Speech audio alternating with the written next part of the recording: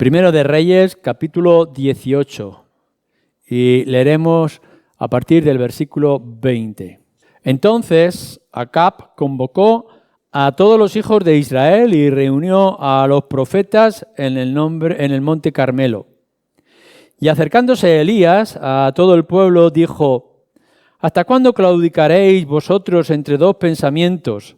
Si Yahvé es Dios, seguidle, y si Baal, id en pos de él. Y el pueblo no respondió palabra. Y Elías volvió a decir al pueblo: solo yo he quedado profeta de Yahvé, mas de los profetas de Baal hay 450 hombres. Dénsenos pues 2 bueyes y escojan ellos uno, y córtelo en pedazos y póngalo sobre la leña. Pero no pongan fuego debajo, y yo prepararé el otro buey, y lo pondré sobre leña, y ningún fuego pondré debajo. Invocad luego vosotros el nombre de vuestros dioses, y yo convocaré el nombre de Yahvé. Y el Dios que respondiere por medio de fuego, ese sea Dios. Y todo el pueblo respondió diciendo: bien dicho. Entonces Elías dijo a los profetas de Baal: escogeos un buey, y preparadlo vosotros primero, pues que sois los más, e invocad el nombre de vuestros dioses, mas no pongáis fuego debajo. Y ellos tomaron el buey que les fue dado y lo prepararon e invocaron el nombre de Baal desde la mañana hasta el mediodía, diciendo: Baal, respóndenos. Pero no había voz ni quien respondiese. Entre tanto, ellos andaban saltando cerca del altar que habían hecho. Y aconteció al mediodía que Elías se burlaba de ellos, diciendo: gritad en alta voz, porque Dios quizá está meditando, o tiene algún trabajo, o va de camino. Tal vez duerme y hay que despertarle. Y ellos clamaban a grandes voces y se sajaban con cuchillos y con lancetas conforme a su costumbre, hasta chorrear la sangre sobre ellos. Pasó el mediodía y ellos siguieron gritando frenéticamente hasta la hora de ofrecer el sacrificio, pero no hubo ninguna voz, ni quien respondiese ni escuchase. Entonces dijo Elías a todo el pueblo: acercaos a mí. Y todo el pueblo se le acercó, y él arregló el altar de Yahvé que estaba arruinado. Y tomando Elías 12 piedras conforme al número de las tribus de los hijos de Jacob, al cual había sido dada la palabra de Yahvé, diciendo: Israel será tu nombre, edificó con las piedras un altar en el nombre de Yahvé. Después hizo una zanja alrededor del altar en que cupieran 2 medidas de grano. Preparó luego la leña y cortó el buey en pedazos y lo puso sobre la leña. Y dijo: llenad 4 cántaros de agua y derramadla sobre el holocausto y sobre la leña. Y dijo: hacedlo otra vez. Y otra vez lo hicieron. Dijo aún: hacedlo la tercera vez. Y lo hicieron la tercera vez, de manera que el agua corría alrededor del altar y también se había llenado de agua la zanja. Cuando llegó la hora de ofrecerse el holocausto, se acercó el profeta Elías y dijo: Yahvé, Dios de Abraham, de Isaac y de Israel, sea hoy manifiesto que tú eres Dios de Israel, y que yo soy tu siervo, y que por mandato tuyo he hecho todas estas cosas. Respóndeme, Yahvé, respóndeme, para que conozca este pueblo que tú, oh Yahvé, eres el Dios, y que tú vuelves a ti el corazón de ellos. Entonces cayó fuego de Yahvé y consumió el holocausto, la leña, las piedras y el polvo, y aún lamió el agua que estaba en la zanja. Viéndolo todo el pueblo, se postraron y dijeron: Yahvé es el Dios, Yahvé es el Dios. Entonces Elías les dijo: prended a los profetas de Baal, para que no escape ninguno. Y ellos los prendieron, y los llevó Elías al arroyo de Cisón, y allí los degolló. Bueno, ya sabéis que no soy muy dado a buscar los mensajes especiales en época o dependiendo de épocas, pero en realidad pensaba que esta historia que tenemos delante de nosotros puede ser también muy útil en las fechas en las que estamos y en el fin o comienzo de año en el que nos podamos encontrar. Así que quizá he querido o he podido reunir estos dos propósitos en uno. Por una parte, siguiendo esta serie de la voz de Dios, la voz profética a lo largo de la Escritura, y también a la misma vez pues los retos que se nos marcan en este fin de año, el comienzo del 22. Nos dice claramente la palabra de Dios, la palabra misma acerca de sí mismo, que la palabra de Dios es útil y eficaz y más cortante que espada de dos filos, como se nos dice en Hebreos. Y la realidad es esta, que cualquier parte de la Escritura es válida y es adecuada, no importa en qué circunstancias uno se pueda encontrar, puesto que no es simplemente un libro, sino que es la palabra revelada y a veces nos viene iluminada o dirigida por el mismo Espíritu. Y creo que así también lo hace como en esta tarde.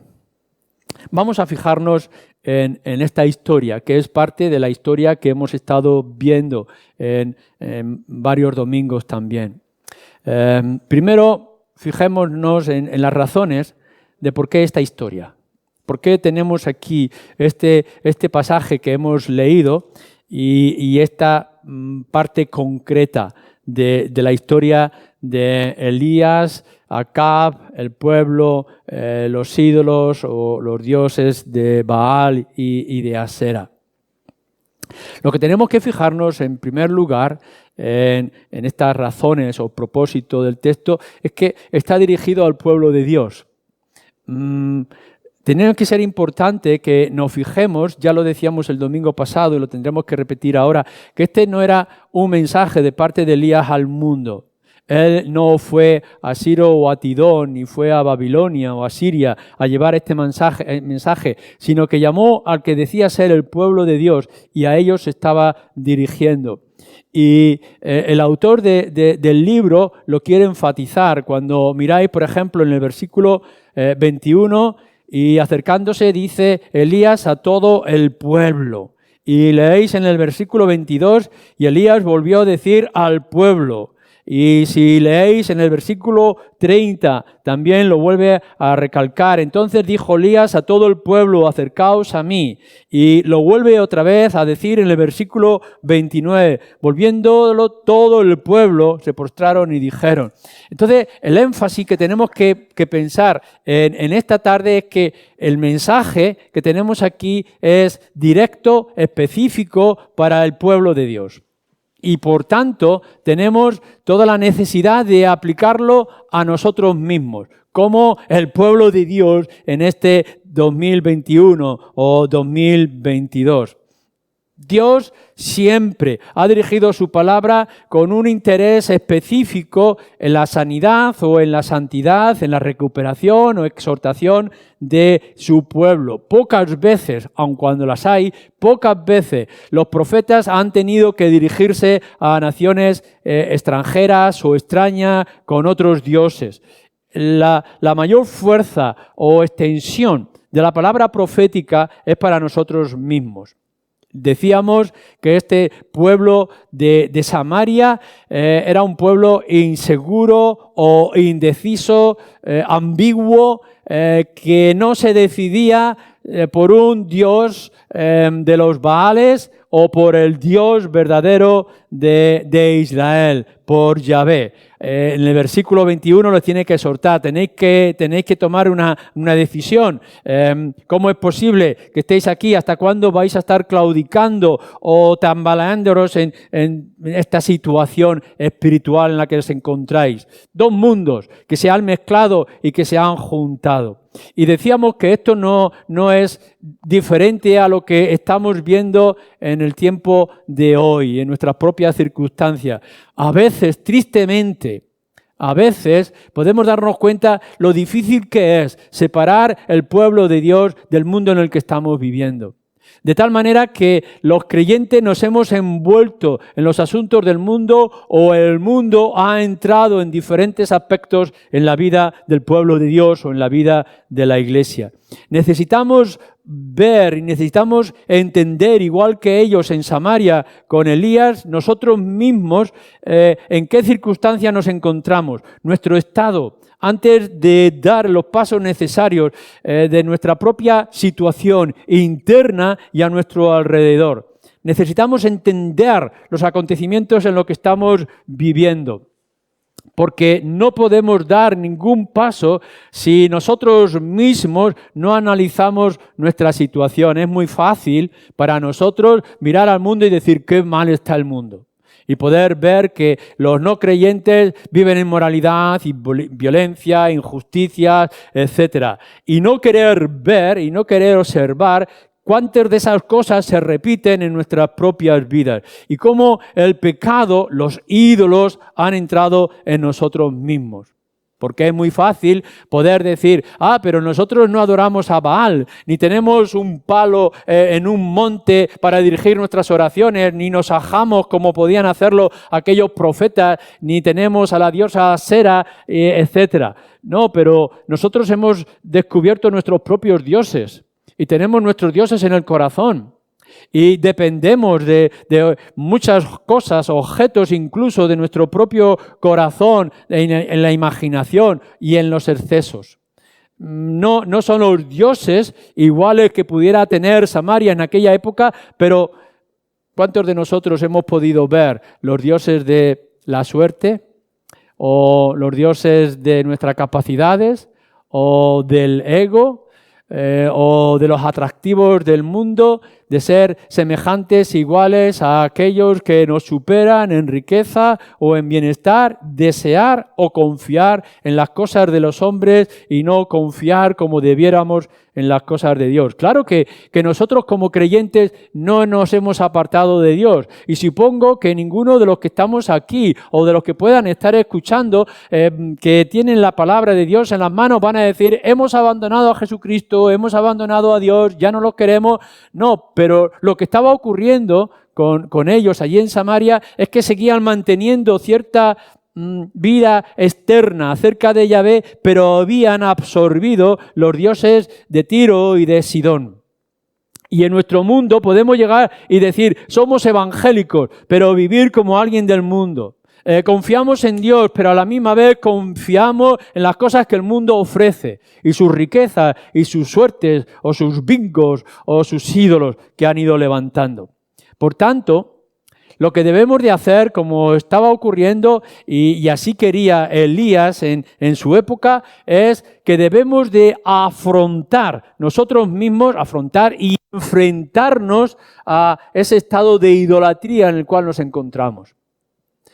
Seguramente en algunos de nosotros hemos vuelto a hacer y vamos a hacer propósitos para el nuevo año. Y tenemos buenas intenciones seguramente, pero mirar, para que haya un cambio en las cosas externas, un cambio en las situaciones y en los propósitos, en realidad, en primer lugar, lo que tenemos que hacer es enfrentarnos a nuestros propios ídolos y a nuestro propio pecado, a nuestro propio interior. Igual que Elías tiene que venir y decir que vengan los dioses de Baal, que vengan sus profetas y vamos a ver cuál es el Dios verdadero. Vamos a tomar una decisión firme. Y en la misma manera nosotros tendremos que llegar y tenemos que decir qué es lo que hay en nuestro corazón, en dónde estamos confiando, en dónde nos hemos desviado, qué es lo que tenemos que corregir, cuál es la dirección exacta que debemos de tomar. En el libro de Proverbios, en el capítulo 28, fijaros bien lo que dice. Proverbios 28, y lo podemos leer o tenerlo en cuenta después en nuestras propias vidas o circunstancias personales. El que encubre sus pecados no prosperará, mas al que los confiesa y se aparta alcanzará misericordia. Queremos alcanzar buenos propósitos, queremos tener prosperidad en este año que va a comenzar, queremos que las cosas nos vayan bien Y eso es un buen deseo. Vamos a tener un buen comienzo. Pero es que para tener un buen comienzo, antes tenemos que mirar lo que hay en el corazón. El que encubre sus propios pecados, el que no actúa, el que no se responsabiliza, no avanzará. Así que, Israel, ¿cuál es tu estado? Toma decisión ahora. ¿Por qué estás en esta ambivalencia? Actúa. Y nosotros tenemos que decir lo mismo.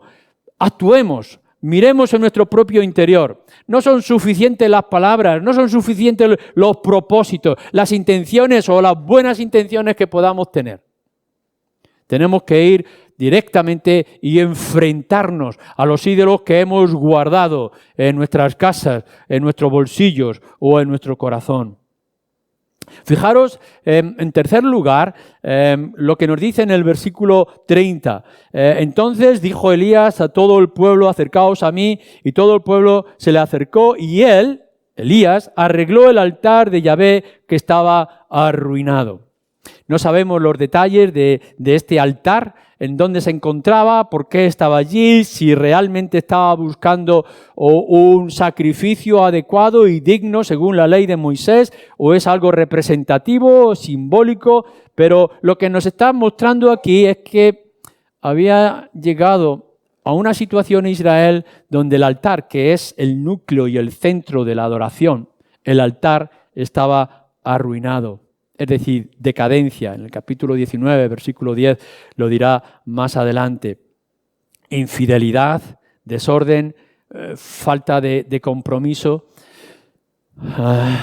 Sí, nosotros sabemos que el altar, el sacrificio, y en nuestro caso el sacrificio es el de Cristo y la cruz y la vida cristocéntrica, es lo más importante como iglesia. Si no hay sacrificio de Cristo, si no hay énfasis en Cristo, si no es Cristo nuestro Señor, todo lo demás va a fracasar. Pero no es verdad que a veces nos da la sensación de que esa centralidad de Cristo y del sacrificio del altar, donde nuestro Señor Jesucristo ofreció su vida por su pueblo, está como arruinado, que lo hemos apartado y hemos puesto en un lado. Que tenemos tantas tareas y tantos compromisos, tantas ambiciones en nuestra sociedad y en la vida que hemos dejado el altar y a Cristo en un lado en nuestras vidas.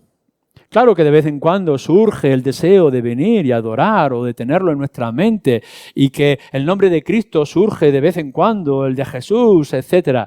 Pero en realidad necesitamos con urgencia terminar este año y comenzar el próximo, restaurando el altar, el sacrificio, el orden adecuado en la vida cristiana, poner en primer lugar a Cristo y quitar todo lo demás que es secundario. Claro que hay preocupaciones y que hay intereses, que hay ambiciones que puedan ser honestas y que queremos tener cuidado en nuestras familias y hogares y el trabajo y la dignidad. Hay muchos asuntos en políticas, ONG, obras sociales, etc.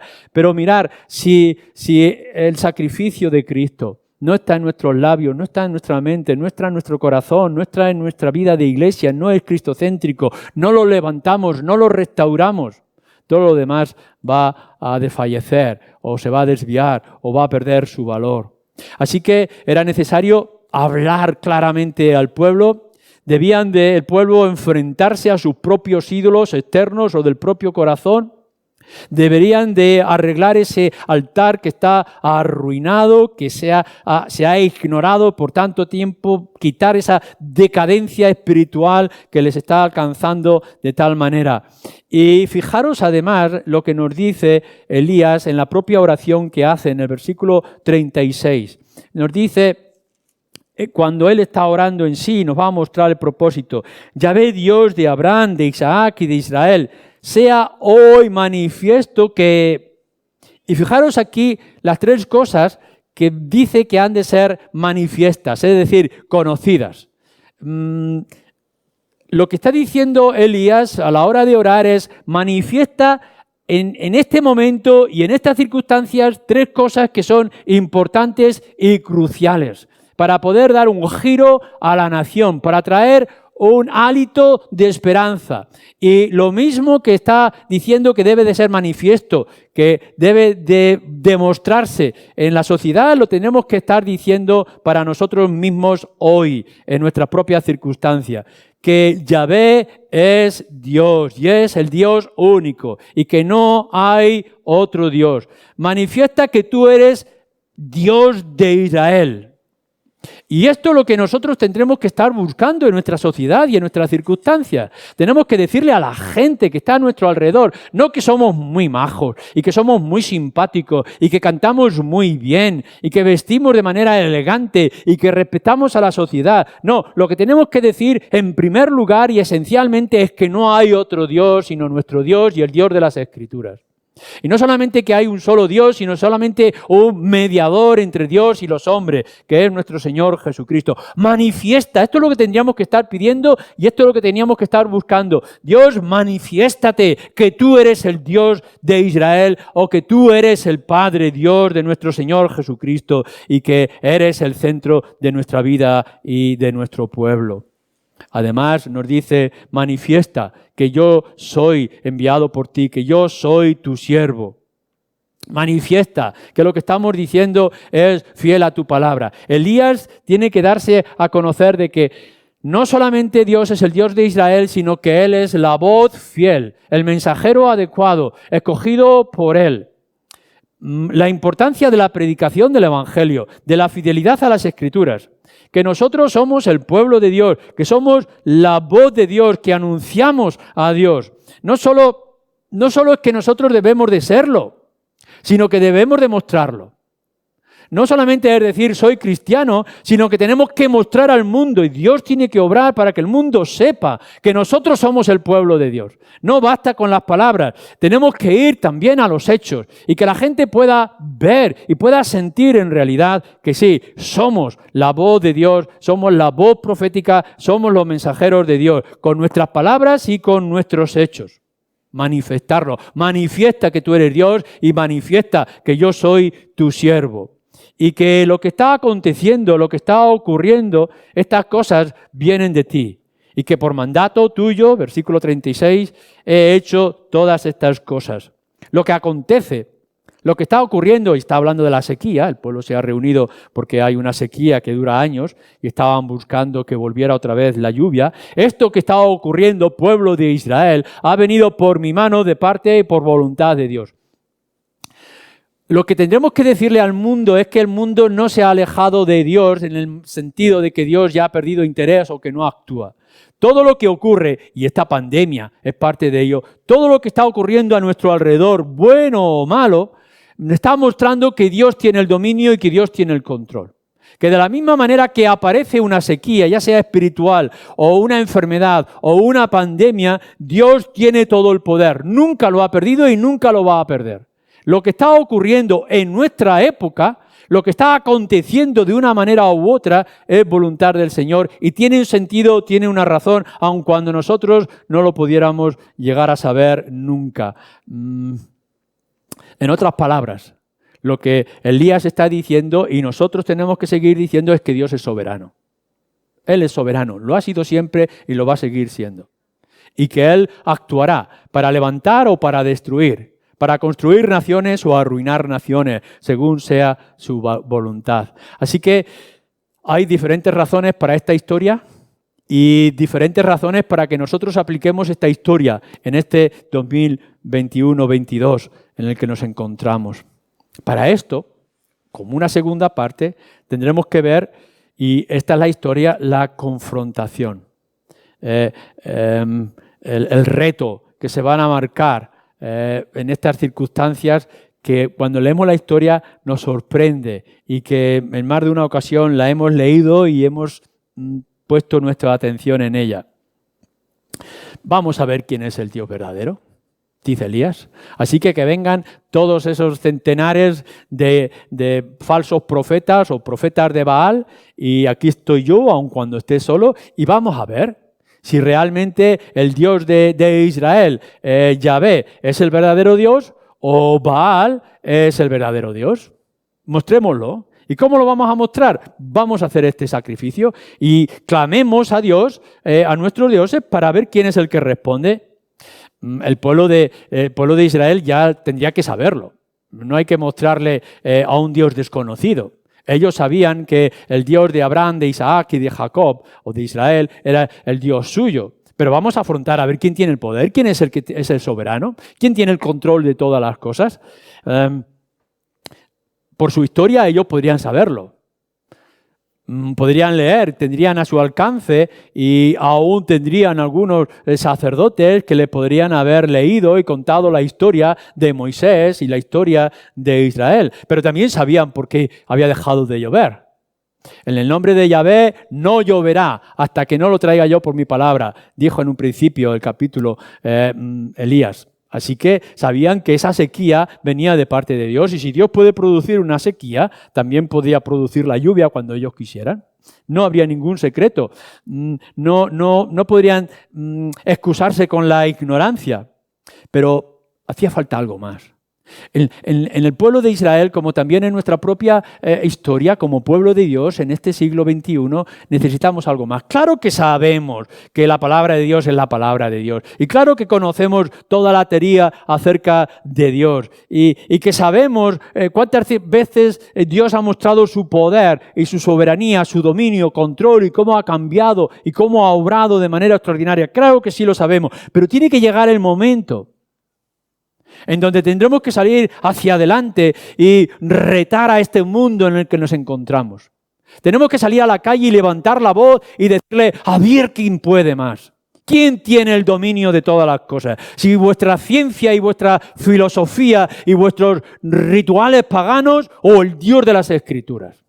No vale con decir, nosotros sabemos, hemos experimentado, está en la historia. Hay que salir adelante. Igual que aun cuando Elías estaba solo, veremos a ver quién es el que responde. En estas circunstancias podemos fijarnos en todos aquellos sacerdotes paganos haciendo sus rituales y lo que estaba mostrando es la locura de esos sacrificios y esos rituales. Sajándose y golpeándose y gritando y saltando a todo alrededor sin ninguna voz que respondiera. No nos engañemos. Satanás tiene poder para hacer fuego. Y si no, recordar la historia de Job. O podéis leer, como hemos estado los jueves viendo, acerca de los milagros y los señales y prodigios que inventa el dragón y las bestias y Satanás, que está todo detrás de todos ellos. Claro que tiene poder para traer fuego. Y que aquellos Baales que estaban gritando y sajándose, golpeándose y vertiendo sangre, podían haber tenido la respuesta de su ídolo y la respuesta de Satanás. Pero lo que ellos no entienden y lo que ellos no saben es que Satanás tiene poder cuando Dios se lo permite. O sea, no es que sus ídolos, no es que los falsos espíritus que estuvieran detrás no tuvieran poder. No, es que nuestro Dios tenía más poder. Claro que hay magos en Egipto que pueden imitar las plagas o las señales que estaba haciendo Moisés. Claro que sí, pero solamente lo va a hacer cuando Dios permita que se puedan hacer. Y ellos llamaban a sus dioses. Y posiblemente los ángeles caídos, los malos espíritus, el mismo diablo pudiera escuchar aquella voz, pero estaban paralizados. Y si no actuaban es porque Dios no permitió que actuaran. Hay cierta ironía en Elías. Hay una burla irónica. El lenguaje que nosotros tenemos en nuestro libro es demasiado suave a la hora de explicar qué es lo que estaban haciendo sus ídolos.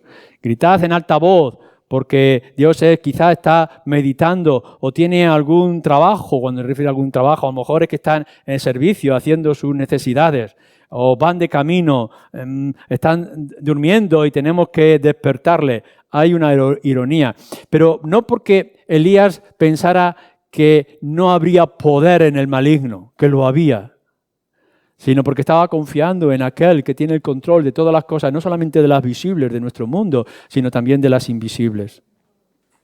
Y en esto es lo que nosotros tendremos que estar confiando. Claro que el mundo es poderoso y que sus luces son atractivas y que su música es engañosa. Claro que es muy fácil para el mundo entrar en nuestras vidas y dañarnos y destruirnos. Claro que nos pueden hasta quitar la vida porque el diablo tiene poder para todas estas cosas. Pero lo que Elías sabe y nosotros sabemos y tendremos que experimentar es que en todas esas circunstancias el que tiene control en realidad es nuestro Dios, nuestro soberano Dios. Y que solamente ellos podrán hacer y tentar a Job en la medida que Dios lo permita. Todo lo demás estará bajo el dominio y el control de Dios, que tiene ya la cabeza de la serpiente debajo de la planta de nuestro Señor Jesucristo. Burla irónica que nos manifiesta el sacrificio como el centro del culto en Israel, con esos falsos sacrificios o rituales que no servían para nada. Nuestro sacrificio es el central. Vayamos a Elías. Y coge ese altar que está arruinado y lo reconstruye y trae su animal y vierte un montón de agua hasta el punto que parece flotar todo aquel altar en agua, para que podamos descubrir y ver que no hay otro Dios sino el Dios de las Escrituras, el Dios de Israel, nuestro Dios, y que no hay otro mediador y que no hay otro camino sino aquel que aquel animal está representando. Porque lo que está representando aquel animal es nuestro Señor Jesucristo. Y lo que nosotros necesitamos hoy en día no es el entretenimiento, no es las cosas externas. Tenemos que levantar la cruz, tenemos que mostrar a Cristo, tenemos que anunciar su obra. Nuestra centralidad en nuestro comportamiento, en nuestro hablar, en nuestra manera de vivir es que Cristo lo tiene todo, que nuestro descanso está en el sacrificio completo y definitivo del Señor Jesucristo y que en Él estamos descansando. Así que después de preparar y de tener todo aquel altar listo para que la gente pudiera ver que el Dios de Israel iba a hablar a través de aquel sacrificio o de aquel altar restaurado, podemos ver a Elías orando. Manifiesta, Dios de Israel, manifiesta quién eres tú y a qué me has traído aquí y cómo están ocurriendo estas cosas. Respóndeme, dice Elías en la oración. Déjame que te pregunte, cualquiera de los que estáis aquí en esta tarde o los que puedan estar escuchando, ¿crees realmente en el poder de la oración? Creemos que es fundamental ante las circunstancias en las que estamos viviendo, que es necesario que el pueblo ore. Esto es lo que está haciendo Elías. Él sabía, él tenía la plena confianza, tenía la fe de lo que va a ocurrir y aún así viene a Dios en oración. ¿No recordáis que en los momentos cruciales en la vida de nuestro Señor Jesucristo, Él era movido a oración? Que el momento más importante, esencial, mirad, desde la eternidad Cristo sabía lo que tenía que ocurrir y cuando estaba trabajando, haciendo la obra de su Padre, Él sabía lo que iba a ocurrir y que cuando estaba en el monte o en aquel jardín esperando que fuera traicionado para ser clavado en una cruz, sabía lo que tenía que ocurrir y aún así, en medio de aquella agonía, una y otra vez ora al Padre. No podemos extrañarnos, no es que tengamos que descubrir la necesidad que tenemos de orar. Y eso es lo que está haciendo Elías. Y si algo recordamos de Elías en el Nuevo Testamento es que él oraba. Así que lo podemos ver. Dios de Israel, manifiéstate, responde a nuestra oración. Y cuando nosotros podemos ver el altar arruinado en nuestro tiempo y podemos ver esta mundanalidad a nuestro alrededor y cómo la iglesia puede estar contagiándose de esta idolatría y de estos ídolos que tenemos en nuestros propios corazones, del egoísmo, de la envidia, etc., lo que necesitamos de una manera urgente es orar al Señor. Volver otra vez a ponernos de rodillas y buscar su misericordia. No podemos enfrentarnos al mundo que nos rodea, a nuestros enemigos internos y externos, sin oración. Y una iglesia que no ora es como una iglesia que está desnuda.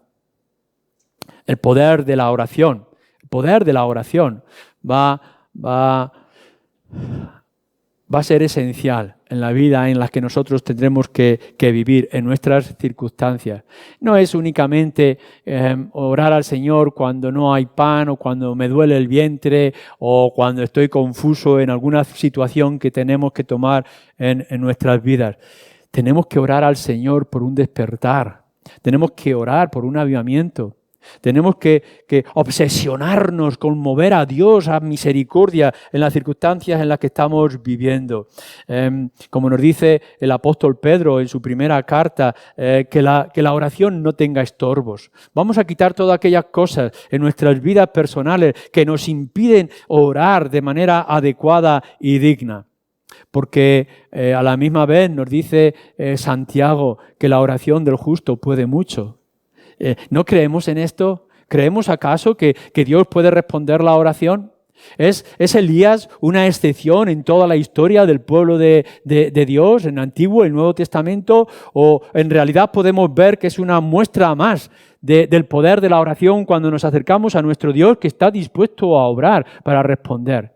¿Por qué no venimos a las reuniones de oración y por qué no oramos de manera más regular en nuestras casas? ¿Por qué no peleamos como lo hacía Jacob con Dios para que responda? ¿Cómo no pueden salir estas palabras que aun cuando sean pocas palabras de Elías, son palabras profundas? Manifiesta quién eres tú, manifiesta en qué posición estoy yo, manifiesta que tú eres el soberano sobre todas las cosas. Y tendríamos que rogar de esta misma manera, responde a nuestras oraciones, para que pudiera ver el mundo y pudiéramos ver nosotros que quien gobierna y quien es el verdadero es nuestro Dios, el Dios de las Escrituras. Y entonces viene la respuesta de Dios. Fijaros cómo lo hace, de qué manera tan extrema. Dice que arrasa todo, por completo. No deja ni una gota de agua. Entonces cayó, versículo 38, fuego de Yahvé y consumió el holocausto, la leña, las piedras, el polvo y aún lamió el agua que estaba en la zanja. Fijaros el poder de Dios. ¿Queréis ver poder? Vais a ver el poder. En realidad, a lo largo de toda la Escritura podemos ver la importancia del fuego cuando hablamos de nuestro Dios, del Dios del Antiguo y el Dios del Nuevo Testamento. Dios se aparece en una zarza, Dios aparece en forma de fuego, Dios guía a su pueblo con columna de fuego, el fuego constantemente para manifestar el poder de Dios. Así es lo que tenemos que buscar.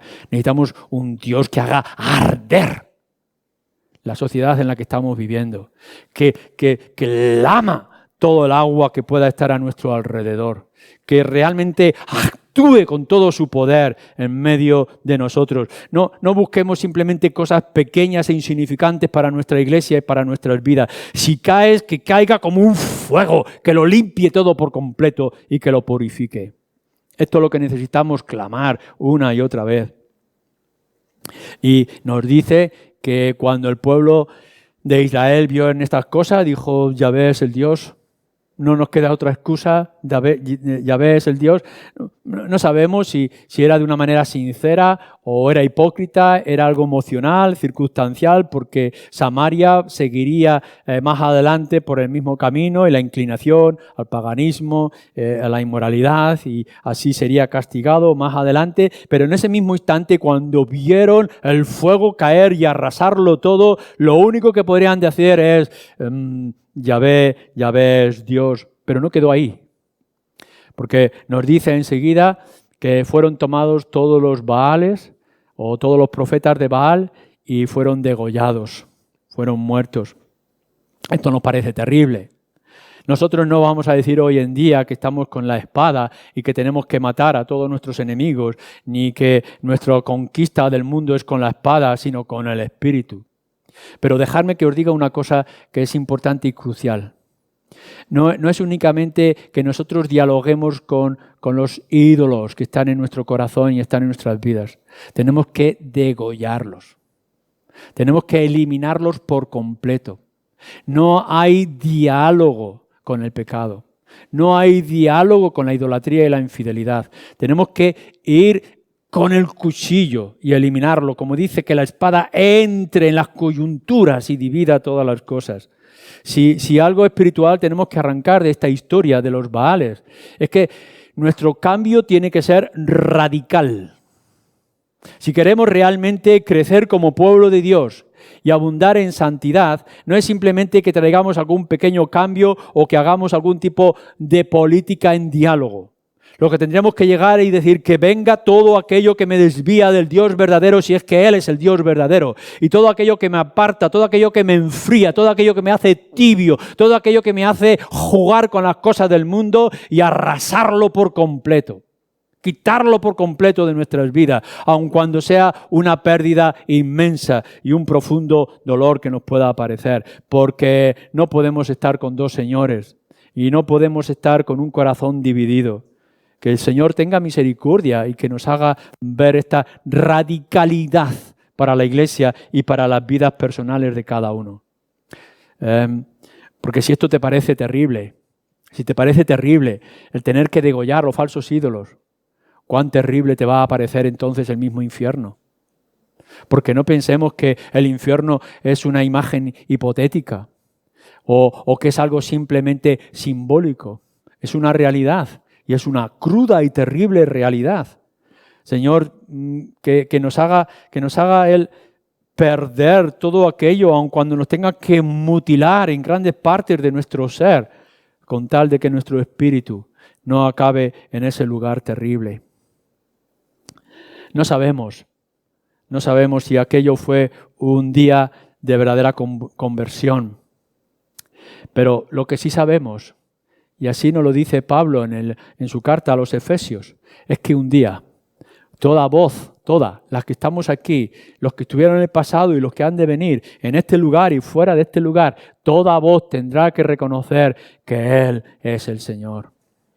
Y si no lo hacen ahora, y si no actuamos con radicalidad para que lo hagan ahora, lo tendrán que hacer humillados antes del gran castigo. Pero hay una cosa que ellos sabrán y que nosotros sabemos, que nunca hubo otro Dios sino Él. Pero ahora es el día de la misericordia, porque después será el día del juicio. Amén.